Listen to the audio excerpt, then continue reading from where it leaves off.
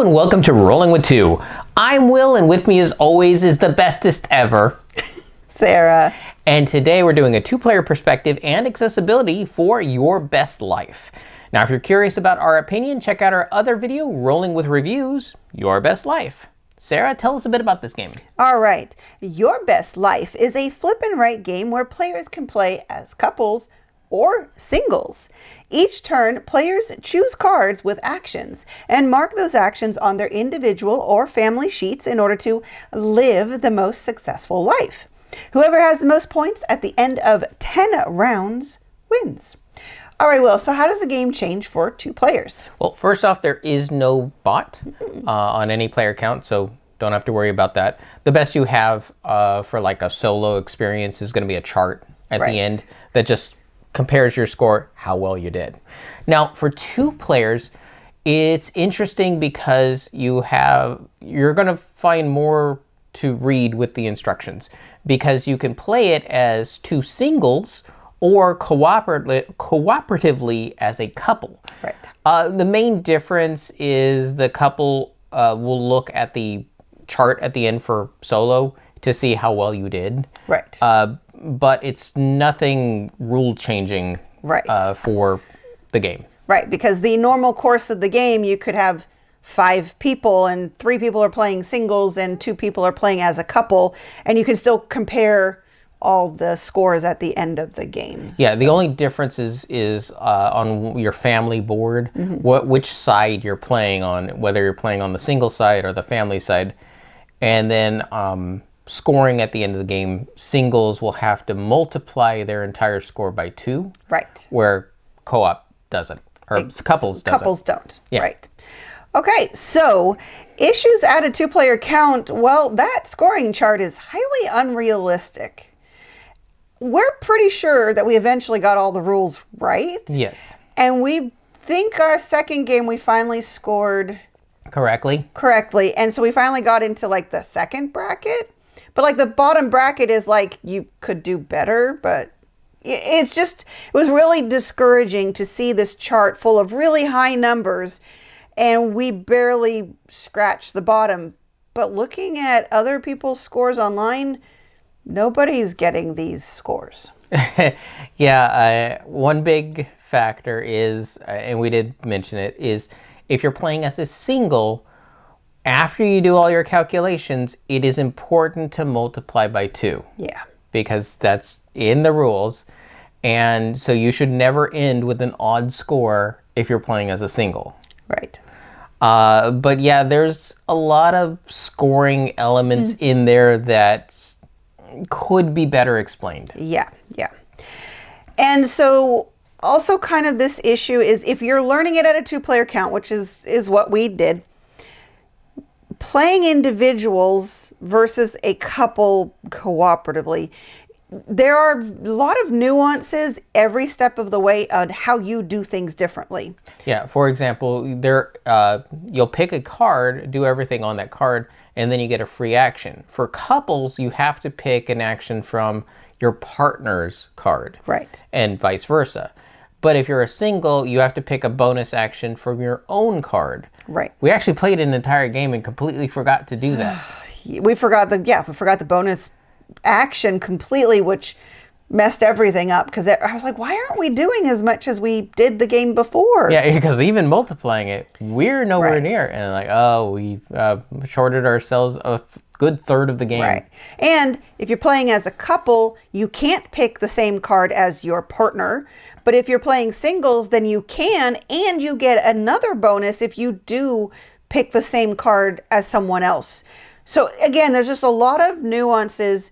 So it's almost like you need to pick which way you think you're going to really want to play it and just play that for several games to get it down and then try the other one. Because us trying one way and then the other back to back, we got really confused. Of course, if you do fit yourself into a pattern, when you switch to the other way, you'll probably have all the bad habits from the first one carrying over. It's like, oh, wait, no, I don't have to do that.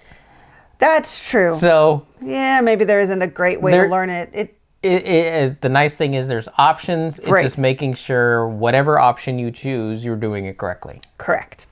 All right, so those are the issues that two-player count. But what it does well, and this is one of the reasons why I really wanted to get this game, is at the two-player count, it's the only count that allows you to play both competitively and cooperatively. So as much as in higher player counts, couples can play together as a couple, the end score is still going to be competitive with everybody else who's playing the game. But at two players, if you play as a couple, it's a cooperative game, and it really changes how you play the game and the feeling of the game. Yeah. So just having that choice and it being specific to a two-player count was really interesting. Yeah. So there's that. It was fascinating seeing them put in all the work to make these numbers quasi-equivalent to each other. Yeah. Very, very fascinating build. I don't think I would want to tackle that type of challenge. Yeah, it definitely could also, which we'll talk about in a few moments for accessibility, it could have used better rules. So let's move on to accessibility so we can talk about how the rules are challenging. It's just, again, like we've been talking about, there's just minor tweaks on how you do this and how you do that versus whether you're playing as an individual single player versus couple. Like some of the bonuses, there's a bonus, like they use the color purple, which I guess I'll bring up now. There's a potential colorblind issue where they used blue background icons and purple background icons. Blue means you get the effect once. Purple, if you're playing single, you get the effect twice. But if you're playing as a couple, then both of players get the effect once. Yes. So again, nuances to learn how to use the bonus, but then also there's a colorblind potential issue there with blue and purple being very close to it, and there's no other differentiation. Right.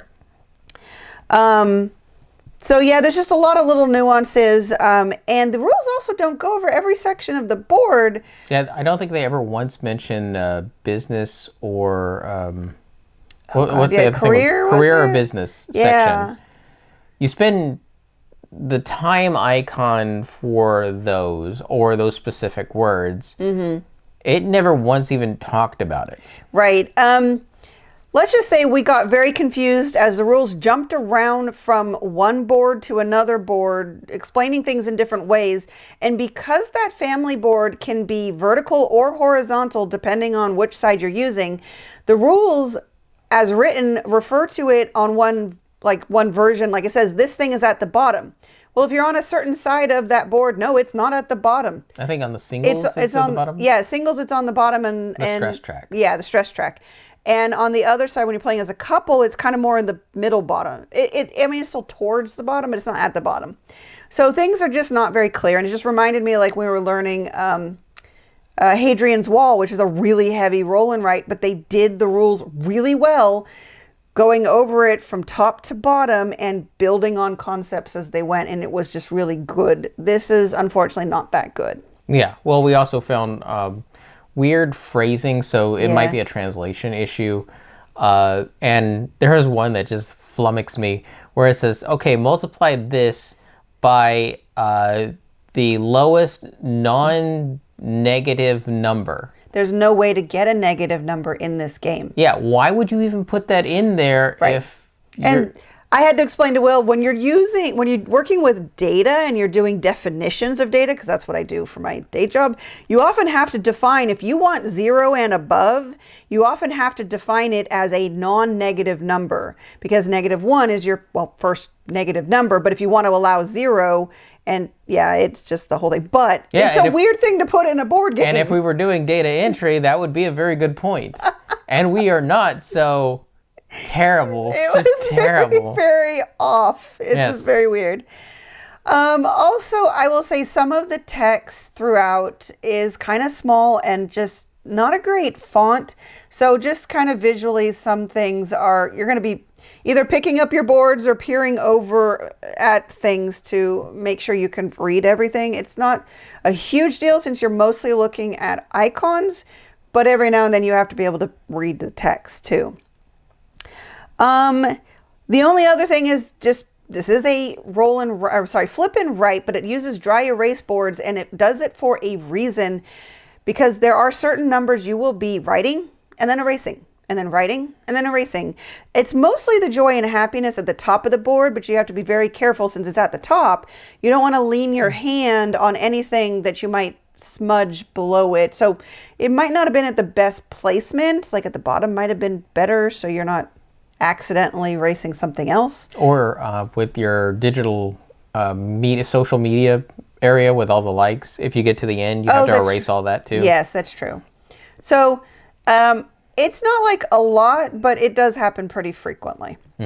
I think, though, there's all the challenges with this. So what it does right is all the iconography is very unique. And once you know, I would say a lot of it's intuitive, but there are a few things you have to learn. But like the money icon relates to things where you would spend money. Yeah. Like going on a vacation. I just wish they were a little bit clearer. Yeah. So that you knew, like, oh, okay, well, I see it here. Does that mean it goes? It would have just been nice for them to say, yes, it applies to going on vacation, buying one of the cars, either vehicle 1 or vehicle 2, or buying a house. Right. There are some concept work, especially setting up the game. You go through a few steps that you gain benefits before you really start the game. But some of the ways that you do gain just they're not clear. That's the problem. Yeah. It's just not clear on where you can use these certain things. So there's a lot of assumptions being made in there. And even as experienced gamers and game designers, we were still kind of a little baffled at certain points. Right. Otherwise, though, the game is open information, so you don't have to worry about anything being hidden from anybody else. So if you are having trouble with something, you can ask somebody else at the table, hopefully come to a consensus and make a decision on things. And then lastly, what I really appreciate is you can personalize it with your name, your hobby, your career. So, I mean, you can put a little bit of yourself. And then when you get to the end of the game, you can look over what you did and see what your life was. Like one of our games, I had really terrible rolls at the beginning of the game and I got really stressed out. So I was really unhappy. And so I kind of treated that as my childhood. Oh, I had an unhappy childhood. But look, I grew and prospered and went on vacation and got a car as an adult or something like that. So it's kind of there. You can kind of put in yourself and put a little story to it. Yes.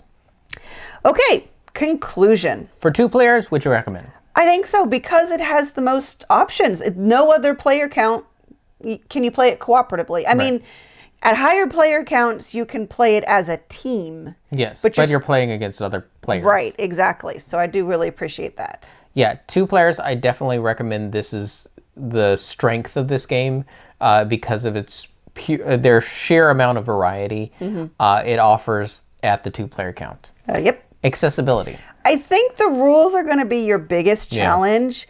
Most of the rest of it is really good. There's that one colorblind issue with the blue and purple, but the purple icons are always in the same spot. So if you have that issue, hopefully you can get somebody with good vision who can differentiate them. Yeah, and then mark it out. And then mark them and make a little mark. Maybe use permanent mark. Hole punch it. Or something. Something permanent. Bedazzle it. I don't know if that's a really good idea. Bedazzle! There's not enough board games that let you bedazzle things. You know, there isn't. No.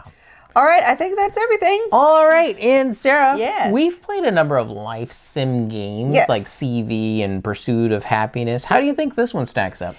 I really like this one. I mean, it was a bit difficult to get through the rules.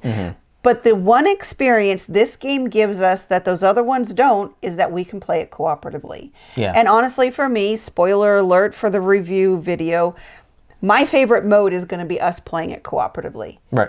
Because I like playing a cooperative game with you, but I don't always want a big, heavy campaign game that we have to do. Yeah, like Pursuit of Happiness is a bit long in the tooth. Well, that and CV is a little short and a little randomy. But those are competitive. There's no way for us to play together and experience a life together. Right. And so other cooperative games are usually bigger. I'm surprised Pursuit of Happiness didn't have a co-op mode. Not that I remember.